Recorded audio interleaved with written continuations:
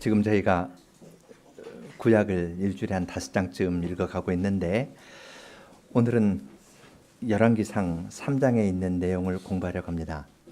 열왕기상은 왕들의 이야기입니다. 그래서 솔로몬이 왕으로 즉위한 때부터 시작을 해서 바벨론에 의해서 멸망당한 때까지의 이야기를 기록합니다. 엄격하게 이야기를 하면은 바벨론에 의해서 멸망당한 후에 거기에 잡혀갔던 여호야긴이라는 왕이 있는데, 여호야긴이 황제의 특권을 받아서 왕의 황제와 함께 식사하는 이야기로 끝납니다. 하나님의 계명을 지키지 않으므로 바벨론의 포로로 잡혀갔는데 거기에 끌려간 왕이 황제와 함께 식사를 합니다. 여호야긴이 식사를 하니까 이것은 이스라엘이 회복될 것을 이야기하는 책이라 생각할 수 있습니다. 큰 방향을 정해주는 것이 사무엘하 7장의 말씀입니다. 하나님께서 다윗에게 나의 법도를 지키면 내가 너의 후손, 너의 나라를 영원토록 하게 할 것이지만 내 계명을 어기면 사람 막대기와 인생 채찍으로 치시겠다 했습니다. 그래서 북이스라엘은 아수르에게, 남유다는 바벨론에게 멸망당해서 포로로 끌려갔습니다. 하나님께서 치신 거죠. 그러나 하나님께서 하신 약속은 영원하기 때문에 그냥 끌려가서 없어지는 것이 아니라 끌려간 왕이 여호야긴이 황제의 식탁에서 함께 밥을 먹음으로 이제 회복될 것을 암시하는 책이라 이야기할 수 있습니다. 이제 솔로몬 이야기인데요. 1장, 2장에서는 솔로몬이 어떻게 왕위에 오르게 되었는지에 대해서 이야기를 합니다. 그리고 3장에서는 솔로몬이 하나님께 기도해가지고 하나님으로부터 이 지혜를 얻은 이야기인데, 아이들에게 물어보는 질문이 있습니다. 첫째 질문은 손으로 가리키는 겁니다. 솔로몬의 지혜가 어디에 있었는가 하는 겁니다. 지혜 있는 사람은 말을 잘하는데요.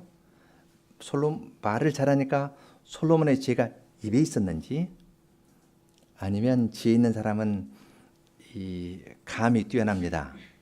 그래서 코에 있었는지, 아니면 지혜 있는 사람은 무엇을 하나님 말씀을 잘 보니까 눈에 있었는지, 아니면 다른 사람 말을 잘 듣는데 지혜가 있었는지, 이 네 개입니다. 입에 있었는지, 코에 있었는지, 눈에 있었는지, 귀에 있었는지. 조금 이따 제가 물어보면은 네 가운데 하나 잡아야 됩니다. 코를 잡을 수도 있고요, 귀를 잡을 수도 있고, 입을 잡을 수도 있습니다. 아마 오후에 이렇게 끝나고 나서 내가 물어볼 겁니다. 난 어디 잡을래 하면은 이런 부분 없습니다. 하나만 잡아야 됩니다. 솔로몬의 지혜가 어디에 있었는가 하는 것이 초등학생들에게 물어보는 첫 번째 질문입니다. 두 번째는 이제 중학생하고 고등학생들에게 물어보는 건데요. 아침 예배 끝난 다음에 내가 물어볼 시간이 없었는데, 기회가 없었는데 오늘 오후에는 좀 예배 후에 시간이 있을 것 같아요. 오전 것까지 한꺼번에 물어볼 겁니다. 솔로몬은 자기에 대해서 어떻게 생각했나 하는 겁니다. 솔로몬은 자기를 어떻게 생각했나? 자기하고 관계에서 하나님은 어떻게 생각했고, 왕이니까요, 백성은 생각하겠죠. 백성을 어떻게 생각하고 자기는 어떻게 생각하고 하나님은 어떻게 생각했나 하는 것이 중학생, 고등학생에게 물어보는 질문입니다. 하나님과 나와 백성, 이 셋을 각각 어떻게 생각했는가 생각해 보는 것이 이제 중학생, 고등학생에게 하는 질문입니다. 자, 그럼 이제 3장 1절부터 살펴보겠습니다. 3장 처음을 읽을 때 느낌이 흐릿하다는 느낌이 듭니다. 우리는 좀 선명한 것을 좋아해서요, 솔로몬에 관한 이야기를 할 때에도 솔로몬이 처음에는 잘하다가 나중에 잘못했다, 이런 식으로 쉽게 생각해서 이해를 하고 들어가는데, 3장에 보면 두 가지 점에서 부족한 것을 이야기합니다. 첫째는 솔로몬이 애굽 왕에게 가서 그 아내를 취해 가지고 데려왔습니다. 애굽 공주를 데려오는 것으로 솔로몬 이야기가 시작합니다.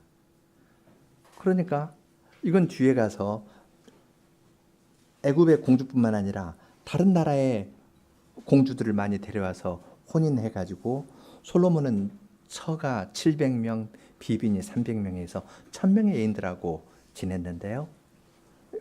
다른 나라하고 정략적인 혼인을 내서 관계를 많이 맺었습니다. 이것이 솔로몬 왕이 시작할 때 처음부터 있었던 일입니다. 또 부정적인 요인이 하나가 더 기록되어 있는데 3절입니다. 그때 여호와의 이름을 위하여 전을 아직 건축하지 아니하였으므로 백성이 산당에서 제사하였다. 이건 2절이고요. 3절에 오히려 산당에서 제사하며 분향하더라. 솔로몬이 여호와를 사랑하고 그 부친의 법도를 행하되 오히려 산당에서 제사했다. 이렇게 기록해서 산당에서 제사하는 것에 대해서 부정적으로 이야기를 하고 있습니다. 그리고 산당에서 제사한 예를 보면은 이 말에 대해서 유보하면서 부정적인 뉘앙스가 있는 것을 충분히 생각할 수 있습니다. 왜냐하면 그 다음에 기록된 것은 솔로몬이 기브온 산당에 가서 일천 번제를 드렸는데요. 기브온은 이스라엘에서 북쪽으로 7km쯤 떨어져 있습니다. 기브온 하면은 이 기브아하고 구분이 되죠. 기브아는 사울의 고향이고 또 기브아 사람들이 베냐민 지파에 속하면서 레위 첩을 윤관하려 했던 곳이지 않습니까? 그것이 기브아, 사울의 수도였던 곳이 기브아고요. 기브온은 기브온 족속입니다. 기브온 족속 하면은 여호수아 때 이야기가 생각나죠. 여호수아가 이렇게 왔을 때 어디서 먼 데서 온 것 같은 지에서 이 헤어진 옷과 그 곰팡이 핀 빵을 가져와서 우리 먼 데서 왔는데 하면서 살려달라고 이야기한 그 사람들이 기브온 족속들입니다. 예루살렘 북쪽 7km쯤 떨어진 곳입니다.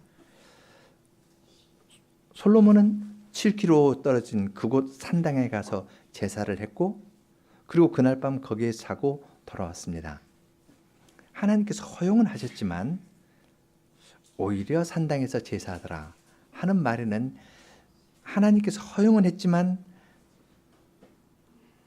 이것이 잘못 갈 수도 있다는 것을 암시하는 말입니다. 이것은 성전을 짓기 전이니까 이만큼은 허용 하나님께서 하셨지만 나중에 성전을 짓고 난 다음에는 산당을 헐지 아니한 것에 대해서 아사나 여호사밧이나 그런 좋은 왕 때에도 산당에서 제사 드린 것을 지적하면서 문제로 이야기를 합니다. 솔로몬은 기브온까지 안 가도 됐습니다. 왜 그럴까요? 자기 아버지 다윗 때 언약궤를 시온으로 옮겨왔고요. 그 시온에 옮겨왔고 거기에 장막 가운데 여호와의 언약궤가 거하고 있었습니다. 그러니까 하나님의 언약궤가 있는 거기에서 충분히 제사를 드릴 것 같은데 기브온이라는 넓은 데에 가서 1천 번제를 드렸으니까 아마 양이나 뭐 그런 것 1000마리를 드렸을지 모르겠습니다. 이제 그러려면 작게 하는 것보다 이제 크게 하는 것이 좋았겠죠. 그런 부족한 것이 있었다는 것을 여기서 암시합니다. 성경에서 이야기할 때에는 사실을 있는 그대로 그려놓습니다. 우리는 조금 급해가지고요. 스스로 의미를 부여해서 검게 칠하든지 하얗게 칠하든지 그렇게 합니다. 근데 우리의 현실은 그것 아닌데요. 이 회색에서 시작하는데 여기에서 솔로몬이 하나님의 말씀을 들으면서 어느 쪽으로 쭉 발전할 수도 있고요. 여기에서 더 어두워질 수도 있고 그렇습니다. 지금 3장의 출발점은 그 점에서 우리 현실하고 아주 비슷합니다. 어떤 사람이 완전히 새빨간 거짓말 하거나 시커먼 사람은 아니거든요. 이만큼 하는데 잘못 있는데 하나님께서 이걸 받아서 씻겨주시면서 더 순결하고 아름답게 갈 수도 있고요. 여기서 더 떨어질 수도 있는 겁니다. 지금 3장 이야기에서는 더 올라가는 장면입니다. 이제 더 떨어지는 이야기는 뒤에 10장, 11장에서 볼 수 있습니다. 기브온에 가서 제사를 드렸는데 지금 4절에 그렇게 표현하죠. 거기는 산당의 큼이라 솔로몬이 그 단에서 1천 번제를 드렸다. 예루살렘에서 하나님의 언약궤가 있고 장막이 있는데 거기에서 소박하게 드리는 것이 아니라 큰 데 가서 아주 큰 행사를 하면서 제사를 드렸습니다. 그러나 성전을 짓기 전이었기 때문에 하나님께서 그것을 기쁘게 받으셨습니다. 하나님께서 받으셨으니까 우리는 이제 그 단계에서 하나님께서 기쁘게 받으신 것에 주목하고 그 다음에 읽어가면 됩니다. 하나님께서 그날 밤에 기브온에서 잠을 자는 솔로몬에게 나타나셨습니다. 그리고 내가 너에게 무엇을 줄까? 하나님께서 무엇을 주겠다 말씀하십니다. 그러니까 솔로몬이 대답을 하는데 내 아버지 다윗이 성실과 공의와 정직한 마음으로 주와 함께 주의 앞에서 행함으로 주님께서 저에게 큰 은혜를 베푸셨다고 이야기합니다. 큰 은혜를 베푸셨는데 이 큰 은혜는 헤세드라는 말이죠. 하나님께서 베푸시는 큰 은혜가 있습니다. 그 큰 은혜에 대해서 6절 뒤에서 더 이야기합니다. 저를 위하여 이 큰 은혜, 이 큰 헤세드를 예비하시고 오늘과 같이 저의 위에 앉을 아들을 저에게 주셨나이다 라고 말합니다. 하나님께서 다윗에게 약속을 지키는, 은혜라 할 때는, 헤세드라 할 때는 약속을 지키는데 그 약속대로 그 큰 약속을 지켰습니다. 하는데 그 약속의 내용이 뭐냐면 저의 뒤를 이어서 왕 위에 앉을 아들을 주셨나이다. 그렇게 말합니다. 솔로몬은 이 말을 할 때 배후에 있는 것이 무엇인지 아시겠죠? 사무엘하 7장 13절부터 16절에 있는 말씀입니다. 내가 너의 뒤에 왕 위에 오를 아들을 계속 낳게 할 것이고 그 아들이 너의 뒤를 이어서 성전을 짓게 할 것이다. 그렇게 말씀하셨는데 지금 솔로몬은 내가 왕의 자리에 오르게 된 것은 하나님의 큰 은혜다. 하나님의 언약을 지키는 사랑 때문에 그 자리에 오르게 되었다고 이야기를 합니다. 하나님의 큰 은혜와 대비되는 말이 7절에 나옵니다. 나의 하나님 여호와여 주께서 종으로 종의 아비 다윗을 대신하여 왕이 되게 하셨사오니 종은 작은 아이라 출입할 줄을 알지 못하고 그렇게 이야기합니다. 하나님의 은혜는 큰 은혜입니다. 이 큰 은혜인데 자기에 대해서는 작다는 말을 씁니다. 나는 작은 아이라 출입할 줄을 알지 못한다. 언제 나가야 될지 들어와야 될지 이걸 잘 모르는 사람이라고 하나님의 큰 은혜 앞에서 자기를 낮추어 가지고 이야기합니다. 이때 솔로몬의 나이가 어느 정도 되었을까요? 작은 아이라 할 만큼, 이제 작은 아이라 하면 우리는 보통 10대 정도일 텐데요. 10대일지 10대 후반일지 그렇다고 볼 수도 있지만 꼭 10대 후반일지 어떨지는 잘 모릅니다. 솔로몬의 나이를 조금 따지자면 다윗이 40년간 왕위에 있었죠. 40년간 왕위에 있었는데 처음 7년 반은 헤브론에 있었고요. 나중에 이제 그 32년 반은 예루살렘에서 통치를 했으니까 솔로몬 낳은 것은 이 밧세바를 통해 가지고 첫 밧세바의 둘째 아들이지 않습니까? 그러니까 예루살렘으로 옮겨간 다음에 얼마만큼 지난 다음에 밧세바와 죄를 지었는지 잘 알 수 없습니다. 뭐 바로는 아니겠죠. 조금 7년이었다가 몇 년 좀 지나서 그렇게 했으리라 생각이 듭니다. 그리고 첫째 죽고 둘째니까 아마 20대일 가능성이 높고요. 하면은 뭐 10대 후반일 가능성도 전혀 배제할 수는 없겠습니다. 그러나 하여튼 서로는 넘지 않은 것은 분명합니다.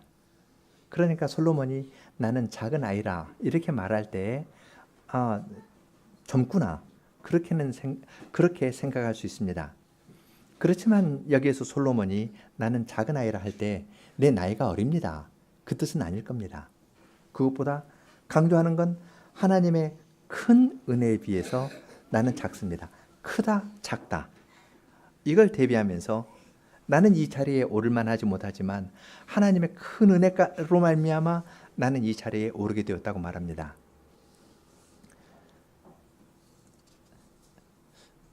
이 말이 의미하는 걸 한번 생각해 보십시오. 이건 굉장한 겸손의 말이고요.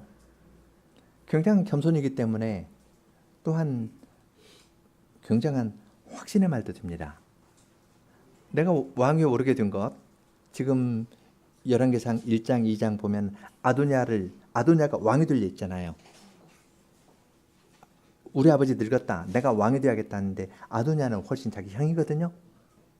형을 물리치고 자기가 왕위에 오르게 되었는데 그 이야기를 할 때 솔로몬은 나이로 이야기하는 것보다 하나님의 큰 은혜 때문에 다윗이 솔로몬을 아들로 삼겠다고 밧세바에게 이야기한 적이 있었고 그 말에 의해서 자기가 그 자리에 오른 겁니다. 그리고 그 왕위에 오른 다음에 솔로몬은 나의 왕위의 근거는 내가 아도냐를 죽였기 때문이 아니고 하나님께서 다윗에게 하신 그 언약에 의해서 나를 왕위로 세우셨습니다 하고 이야기하는 겁니다. 한편으로는 그 점에서는 굉장히 겸손하고요. 다른 편으로는 확신이 드는 겁니다. 이 왕위는 다윗의 위를 이어서 하나님의 언약에 따라 왕이 되었으니까 다른 사람은 빼앗아가지 못합니다. 여기에서 이제 참 신앙의 역설이라 할 만한 것이 있는데 우리는 확신을 가지려면 내가 크고 뭐 잘하는 것처럼 해가지고 이렇게 키우려고 하거든요. 그러면서 확신을 가지려고 하는데 솔로몬은 참 믿음의 사람이었습니다. 이 점에서 믿음의 사람이었습니다. 하나님의 큰 은혜 가운데 있으니까 작은 나도 한 자리가 있는 겁니다. 나의 지위를 다른 데서 찾는 것이 아니라 하나님의 언약 안에서 찾았습니다. 그 큰 은혜 가운데에서 나 같은 작은 아이도 살 수 있다. 이렇게 이야기를 하는 겁니다. 참 아름다운 고백입니다. 이 아름다운 고백은 백성을 이야기하는 말에서 더 잘 장식되고 더 풍성해집니다. 주의 빼신 그 다음에 8절에 주의 빼신 백성 가운데 있나이다. 저희는 큰 백성이라 수요가 많아서 셀 수도 없고 기록할 수도 없사오니 누가 이 많은 백성을 재판할 수 있으리이까. 그렇게 말합니다. 자기는 작은 아이고 하나님께서 다스리라고 나에게 맡겨주신 이 백성은 큰 백성입니다. 수가 많아가지고 셀 수 없다고 합니다. 이것도 표현이죠. 왜냐하면 사무엘하 마지막에 보면은 다윗이 수를 셌지 않습니까? 그래서 130만이라고 알고 있거든요. 이건 신앙의 관점에서 하는 말입니다. 하나님께서 저를 몇 살 먹은 저를 왕위로 세워주셨는데 지금 백성이 130만 명인데 하면서 이야기를 하는 것이 아니라 하나님의 큰 언약에 의한 백성이니까 이 백성은 큰 백성입니다. 솔로몬은 자기 백성들을 하나님께서 자기에게 다스리라고 맡겨준 이 백성에 대해서 하나님의 크신 언약 가운데에서 이루어지는 이 백성은 수를 셀 수 없을 만큼 큰 백성이라고 이야기합니다. 숫자로 따지면 130만이라고 이미 세서 결정됐습니다. 그런데 하나님께서 이루어 나가시는 그 큰 나라를 생각하면은 이건 큰 백성이다. 그렇게 이야기하는 겁니다. 이것은 요셉이 창세기에서 자기 형제들에게 이 큰 백성을 구원하시려고 하나님께서 나를 당신들 앞서 보내셨습니다 하면서 70명 형제를 놓고 큰 백성이라, 만 백성이다. 그렇게 말한 것하고 똑같습니다. 사무엘은 자기를 작은 아이로 봤습니다. 그리고 자기를 왕으로 세우신 하나님은 크신 은혜가 있으신 분이고 자기가 다스릴 백성은 큰 백성입니다. 많은 백성입니다. 사람의 수를 넘어서는 많은 백성이라고 겸손하게 이야기를 했습니다. 그러한 가운데에서 사무엘이 구하는 것이 있습니다. 나는 작고 백성의 수는 많고, 그러면 거기에서 어떻게 왕으로서 다스릴 일을 할 수 있겠습니까? 지혜를 구하는데 이제 여기에서 눈, 코, 귀, 입 이야기가 나옵니다. 9절, 지혜로운 마음을 종에게 주사 주의 백성을 재판하여 선악을 분별하게 하옵소서. 지혜로운 마음이라고 번역을 했는데요. 이 지혜로운 마음은 주의 백성을 재판하여 선악을 분별한다고 그랬습니다. 11절에서도 하나님께서 이 말을 응답하시면서 하시는 말씀이 있는데, 이에 하나님이 저에게 이르시되 내가 이것을 구하도다. 자기를 위하여 이 수라는 건 목숨이죠. 오래 살게 해주십시오 하는 목숨도 구하지 아니하고 재산도 구하지 아니하고 자기의 원수의 생명 멸하기도 구하지 아니하고 오직 송사를 듣고 분별하는 지혜를 구하였은즉, 그렇게 이야기합니다. 지혜를 이야기할 때 지혜를 말한다고 안 했고, 지혜를 본다고 안 했고, 지혜를 냄새 맡는다고 안 하고, 지혜를 듣는다는 말로 표현했습니다. 송사를 듣고 분별하는 지혜라 했습니다. 하나님께서 11절에서 그렇게 말씀하셨는데 9절의 말도 지금 지혜로운 마음이라고 이야기를 했는데, 이것 히브리어를 직접 번역하면 듣는 마음입니다. 지혜라는 말 없습니다. 개역 밑에 봐도 그 지혜라는 지금 그 개역에서 9절에서 지혜로운 마음이라 했는데 그 듣는 마음입니다. 왜냐하면 지혜의 가장 기본적인 것은 다른 사람의 말을 잘 듣는 겁니다. 사연을 듣기 전에 먼저 말하는 자는 미련한 자라. 잠언에 그런 말이 있죠. 잠언 18장 13절에 사연을 듣기 전에 대답하는 자는 미련하여 욕을 당하느니라 그랬는데요. 하나님을 경외하는 도에 대해서 가르치는 잠언에서 지혜의 중요한 특징으로 잘 듣는 것을 이야기를 했습니다. 지금 솔로몬이 여기에서 하나님께 구한 것은 하나님 저에게 듣는 마음을 주십시오 그랬습니다. 무엇을 듣냐면 재판을 잘 하기 위해서는 이쪽 저쪽 사람 말을 아무 편견 없이 끝까지 잘 들을 수 있는 마음을 주십시오. 그렇게 기도했습니다.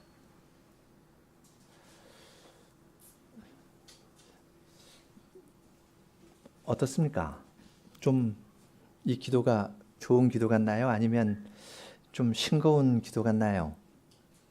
저 듣는 건 그냥 마음 차분하게 하면 듣지 않습니까? 어떤 것을 깨우쳐 가지고 다른 사람에게 말로 내 생각, 마음에 있는 것을 표현하려면, 내 마음은 이건데 이걸 말로 표달하려면 참 어렵거든요. 내 마음에 있는 것을 잘 표현해서 저 사람의 마음에 전달해서 이 공감하는 데까지 이끌려면 이건 지혜로운 사람이 할 수 있는 일인데, 그러려면 이 논리적인 구성도 정확해야 되고 표현도 좋아야 내 마음을 저 사람에게 전하니까, 참 이런 사람은 지혜 있다. 이러기 위해서는 공부도 열심히 해야 되고 기도도 해야 되고 그렇습니다. 그런데 솔로몬은 잘 듣게 해달라고, 다른 사람이 말하는 걸 잘 듣게 해달라고 기도합니다.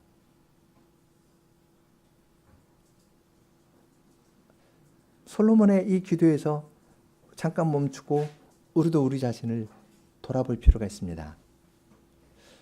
내가 다른 사람 말을 잘 듣나? 아니면 어떤 말을 들을 때 저 사람이 이렇게 말하니까 말이 이렇게 가겠구나. 저 사람이 말 시작했으니까 몇 분 동안 이렇게 진행되겠구나. 따라서 저 사람 말 이렇게 할 때 내가 이렇게 대답해야겠구나. 그래서 대답할 말을 생각하는 경우들이 많지 않습니까? 왜 그럴까요? 저 사람의 말에 대해서 내가 대답할 말을 얼른 준비하는 건 내가 그 사람보다 위에 있다는 걸 확인하려고 하는 겁니다. 사람은 본성적으로 그렇습니다.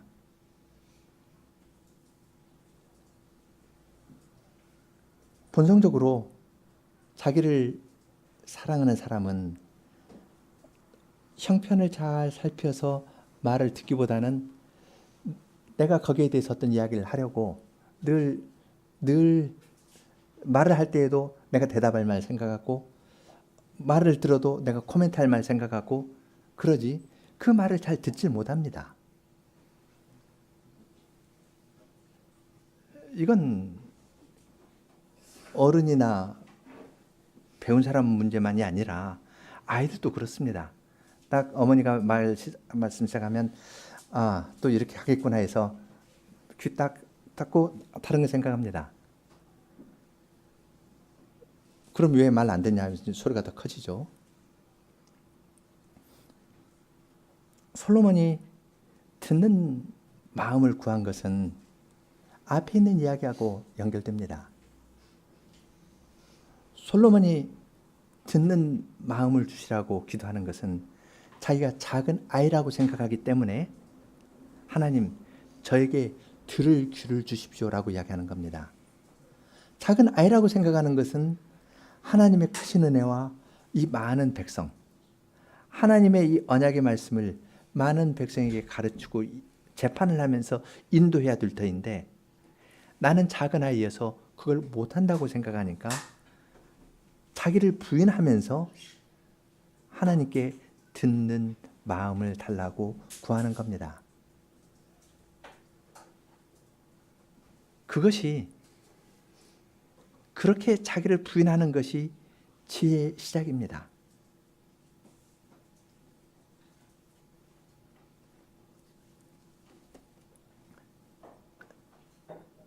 이러한 기도는 하늘에 계신 하나님의 마음을 참 기쁘게 했습니다. 왜냐하면 하나님의 그 자리에 오르게 된 것이 아도니아처럼 내가 왕이 될 거야 하면서 나서는 것가 아니라 하나님께서 언약에 따라 주신 것으로 생각하고 그 큰 사랑 가운데에서 자기를 왕으로 세운 걸 생각하면서 하나님께 감사를 드리고 왕이라면은 다른 사람 위에 어떻게든 있으니까 백성들을 마음대로 다루려고 하는데 이 백성도 하나님의 언약 백성이니까 셀 수 없는 민족입니다. 130만이 아니라 하나님의 은혜로 있는 이 민족은 큰 민족이고 셀 수 없습니다. 내가 사명 감당하지 못하겠으니까 나는 작은 아이입니다. 그렇게 이야기하는 것은 하늘에 계신 하나님의 마음을 참 기쁘게 하는 기도였습니다. 주님께서는 주님의 교회에 속한 사람들이 모두 지혜를 이야기하면은 눈코 귀 가운데에서 요걸 가르치도록 할 겁니다. 먼저 들어야 됩니다. 여기선 듣되 백성의 형편을 듣는 겁니다. 하나님의 말씀을 듣는 것도 포함하지만 백성들의 재판을 잘 평가해 줄 백성들의 말을 듣는 그러한 지혜를 하나님 솔로몬이 구했고 하나님께서는 그것을 기뻐 주셨습니다.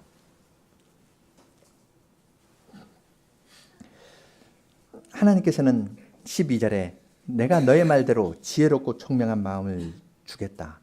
너의 전에도 너와 같은 자가 없었거니와 너의 후에도 너와 같은 자가 일어날 자가 없다 하면서 잘 듣는 솔로몬에게 하나님께서 세상에서 가장 좋은 지혜를 주시겠다 했습니다.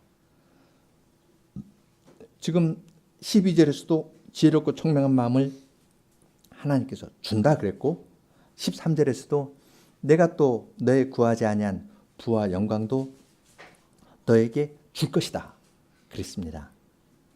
듣는 귀 그거 하나만 구했는데 하나님께서는 그에게 지혜와 총명의 마음뿐만 아니라 부와 영광도 주겠다고 이야기를 합니다.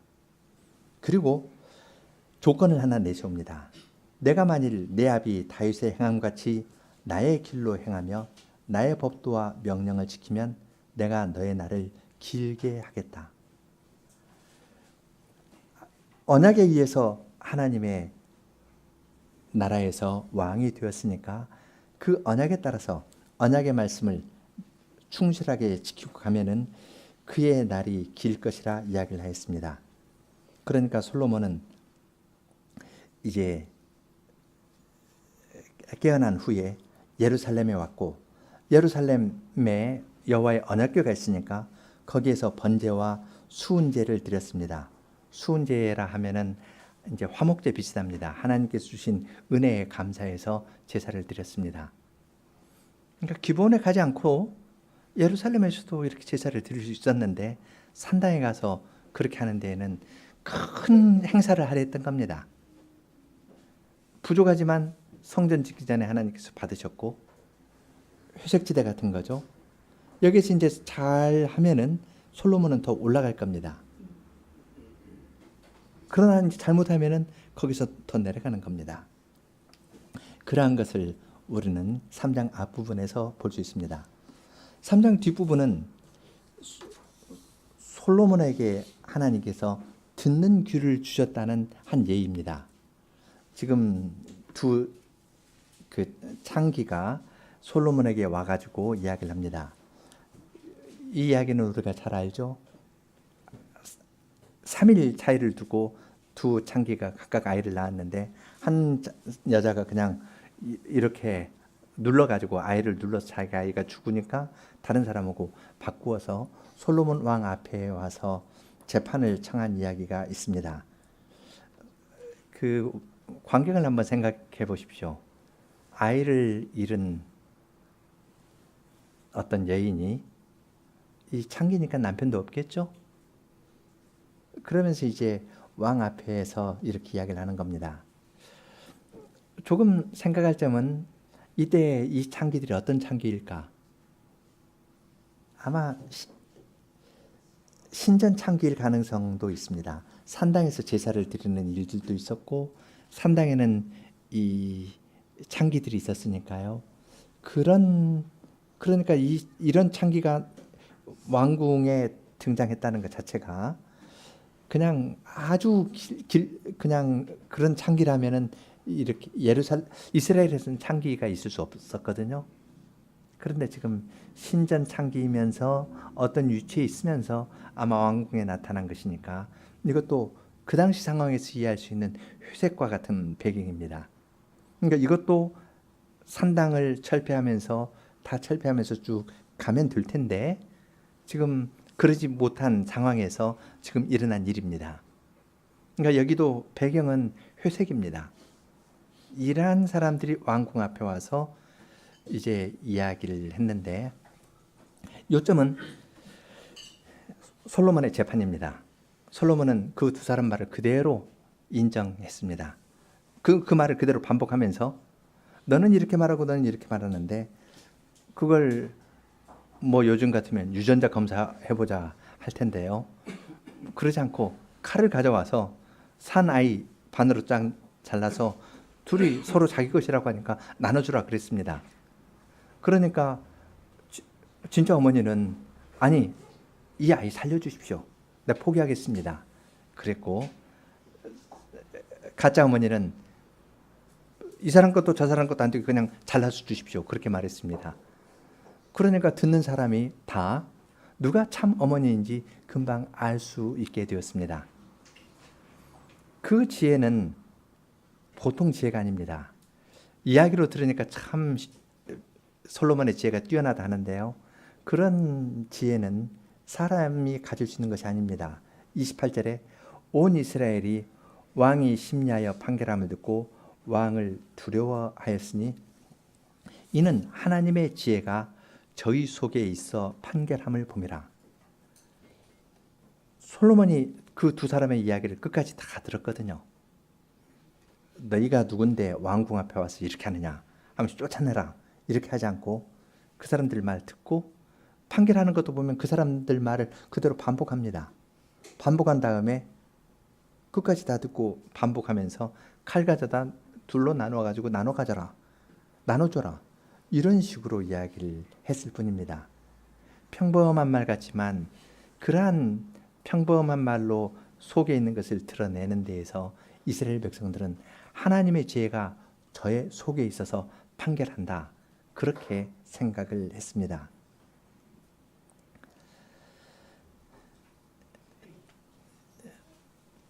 솔로몬의 이 이야기를 들을 때, 읽을 때 우리는 흐릿한 데서 시작한 솔로몬이 산당에서 제사를 드리고 또 이방 여인을, 특히 애굽 공주를 데려와 가지고 시작한 솔로몬에게 하나님께서 이런 말씀을 주신 걸, 솔로몬이 그런 연약한 형편에서도 하나님께 바르게 기도를 했을 때 그가 기도한 것은 다윗의 언약의 호소에서 기도한 것이니까 하나님의 큰 햇새들을 의지해서 자기는 어린아이라 하고 이스라엘 백성은 셀 수 없는 많은 무리라고 이야기를 하고 하나님의 백성으로 인정하면서 기도를 했을 때 하나님께서 그의 기도를 들어주시고 그에게 참으로 듣는 마음을 주셨습니다.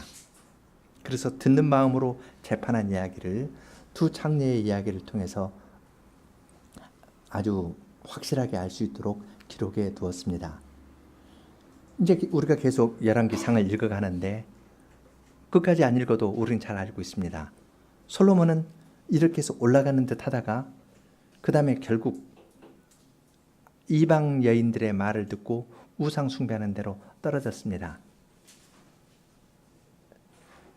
하나님의 언약의 말씀을 버린 겁니다.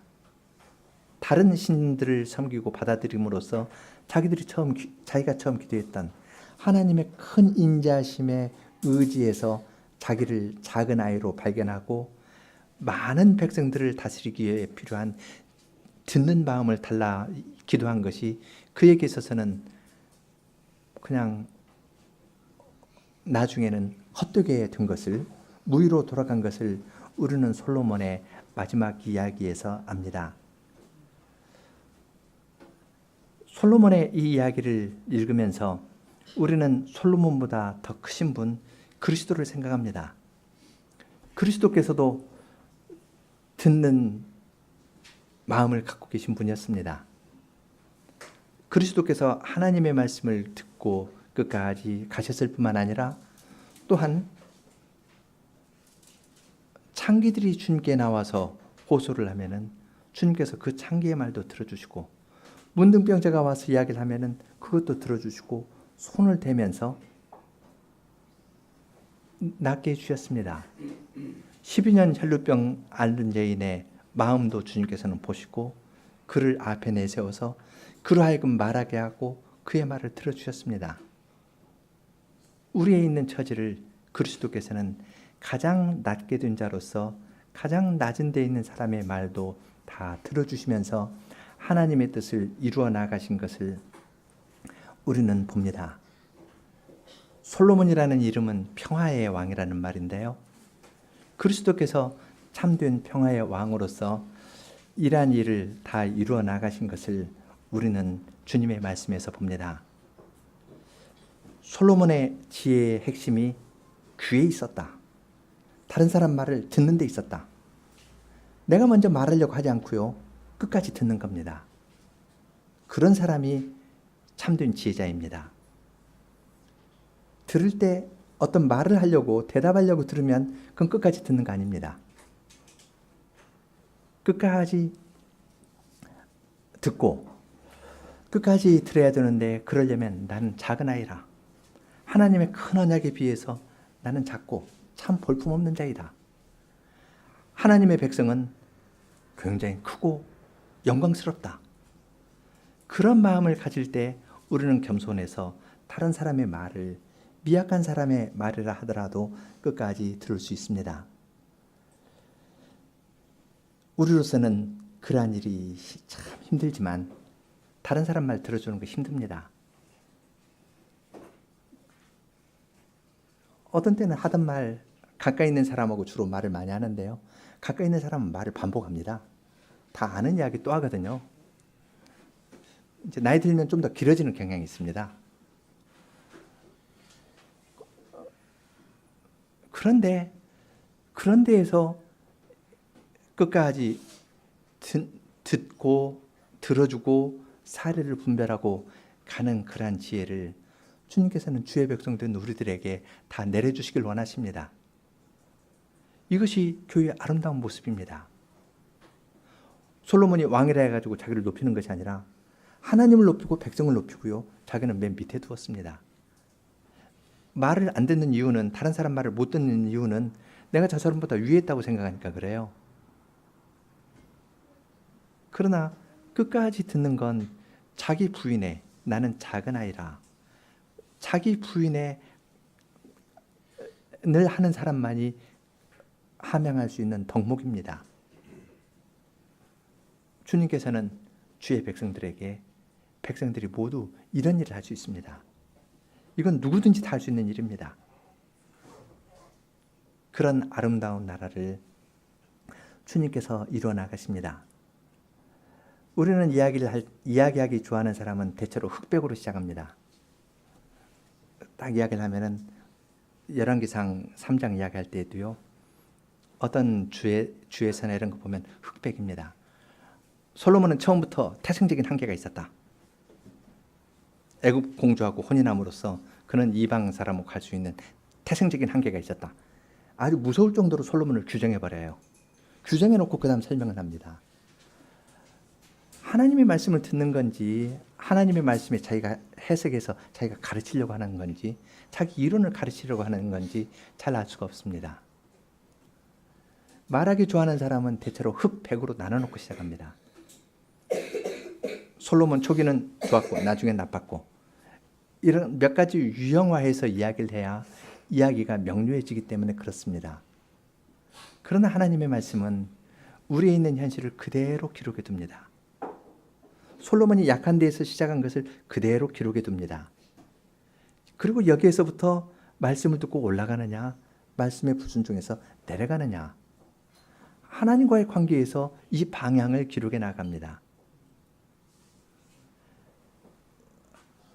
그것은 우리로 하여금 우리 자신을 돌아보게 합니다. 우리도 회색에서 시작합니다. 우리에게는 솔로몬이 산당과 그 이방 여인하고 이방 공주하고 혼인한 데서부터 시작한 것처럼 우리도 백지 상태에 시작하는 것도 아니고 완벽한 데 시작하는 것도 아니고 부모로부터 신앙을 물려받았지만 이교적인 것도 함께 섞여 있고 그런 것이 우리 현실입니다. 이 현실을 없애면 내가 잘 되는 것이 아니라 이 현실에서 하나님께 정당하게 기도하면 주님께서 밝은 대로 이렇게 인도해 가십니다. 못하면 떨어지는 겁니다. 내가 내 현실을 규정해가지고 말한다 해가지고 세상이 바뀌냐면 바뀌는 건 하나도 없습니다. 바뀔 수 있는 유일한 것은 주님의 말씀을 듣고 다른 사람의 말을 듣고 순종하면서 살아가는 겁니다. 주님께서는 우리의 부족한 것을 아시고 솔로몬보다 크신 이인 그리스도를 우리 앞에 믿음의 주요 온전케 하시는 분으로 세워두셨습니다. 이분을 의지하면서 가면은 주님께서 우리의 기도도 들어주시면서 우리 모두를 하나님 나라에서 발견하도록 해주실 것이고 하나님 나라에서 발견하기 때문에 마음에 큰 확신이 있어서 말하지 않고도 살 수 있습니다. 하나님께서 나를 위해서 큰 사랑을 베풀어 주셨으니까 다른 사람에게 말하지 않아도 내 마음에 기쁨이 있습니다. 그래서 살아가는 겁니다. 내 마음에 기쁨이 있고 확신이 있으니까 다른 사람 말 들어줄 수 있습니다. 그런 방식으로 주님께서는 아름다운 나라를 우리 가운데에서도 이루어 가십니다. 함께 72편 솔로몬의 시편인데요. 뒷부분 부르겠습니다. 72편 6절로 10절입니다.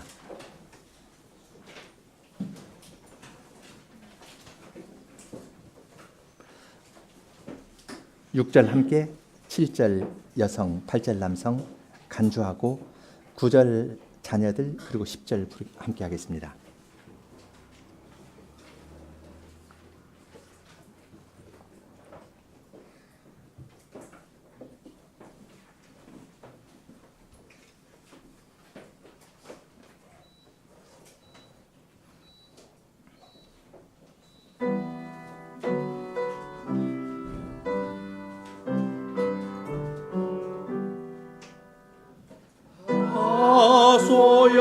소연하는 가난하니라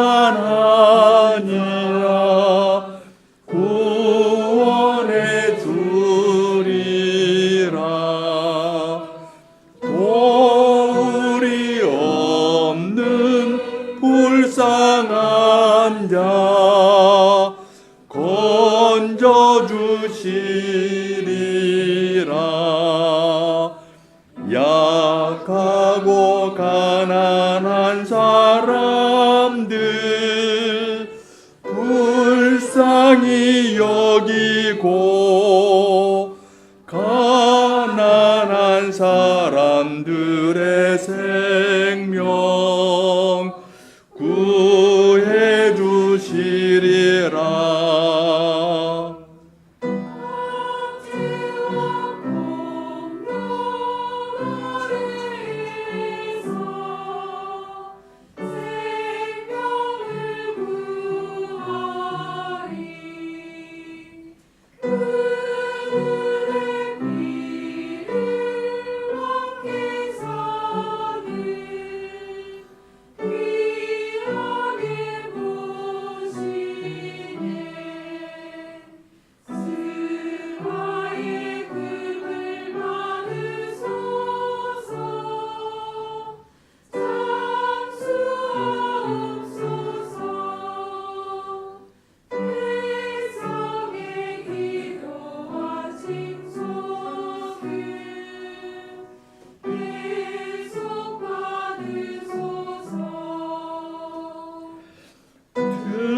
들판엔 곡식 풍성하리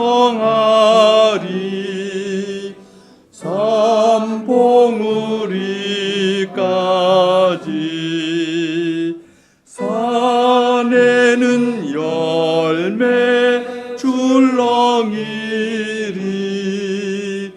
레바논 숲처럼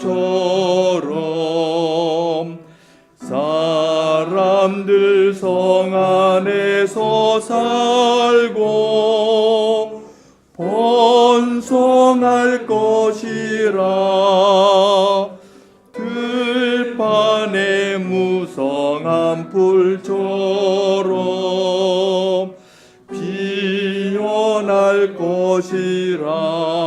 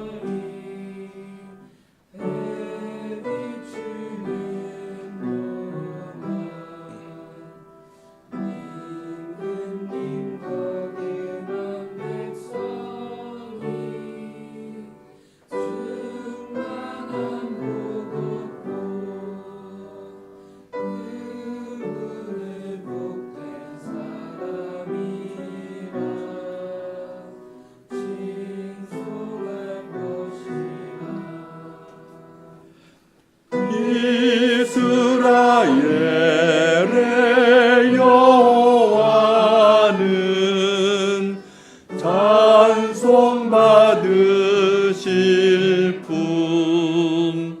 놀라운 일과 큰 일들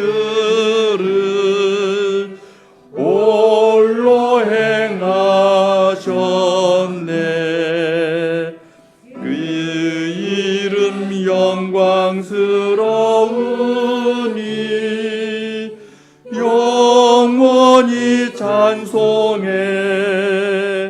주 영광 온 누리 덮으리.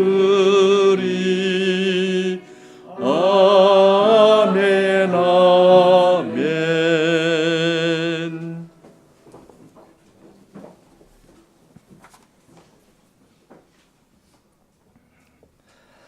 거룩하신 주님, 저희들에게 하나님을 경외하는 것이 어디에서부터 시작하는지를 솔로몬의 예를 들어서 손에 잡힐 것처럼 분명하게 가르쳐 주시니 감사합니다. 저희로서는 들으라 이스라엘아, 너희 하나님 여호와는 하나인 한 분이신 여호와시니 하면서 주님께서 들으라 하고 말씀하셔도 저희의 마음은 다른 것으로 차 있기 때문에 저희에게는 듣는 귀가 없습니다. 그러한 저희들은 로서는 주님의 말씀도 잘 듣지 못하기 때문에 다른 사람의 말은 더더욱 들을 수 없고 불안하여서 끊임없이 다른 사람에게 무엇인가 말을 해야만 되는 것처럼 생각하는 그러한 데에서 저희로서는 도무지 빠져나올 수 없습니다. 그러한 저희들에게 주님의 언약의 말씀을 들려주시면서 하나님의 큰 은혜를 저희에게 보여주시고 하나님의 큰 은혜 안에서 저희가 작은 아이지만 주님의 큰 은혜 가운데 포함된다는 사실을 알려주시고 또한 주님의 무수한 백성 가운데 저희와 같은 작은 자들도 포함되었고 주님의 자녀로 삼아주신다는 약속이 있기 때문에 저희들이 저희의 마음을 고요하고 평온케 하면서 주님의 말씀도 듣고 다른 사람의 말도 들으면서 살 수 있게 해 주셨습니다. 그러한 아름다운 나라를 주님께서 저희 가운데에서 이루어 나가기를 원하시오니 저희 모두가 자기 자신을 겸비케 하고 부인하고 말하기는 더디하고 듣기는 속히 하면서 주님의 교회의 아름다운 모습을 저희 가운데에서 잘 구현하면서 살게 하여 주시옵소서. 저희의 완악한 마음을 주님의 말씀으로 늘 탄속하여 주시고 순하게 만들어 주시기를 구합니다. 예수님 이름으로 기도합니다.